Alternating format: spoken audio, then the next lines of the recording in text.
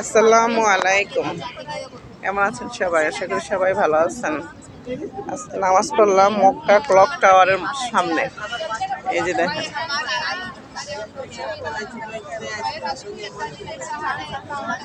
এখানে নামাজ পড়েছি আমরা আজকে। মাগরিব নামাজ পড়লাম,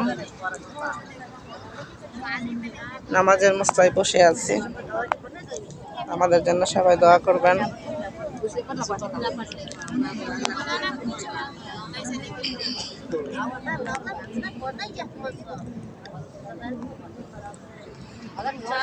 সবাই এখানে নামাজ পড়তেছে, অনেক মানুষ, হাজার হাজার লোক, মহিলা পুরুষ সব মিলে একসাথে।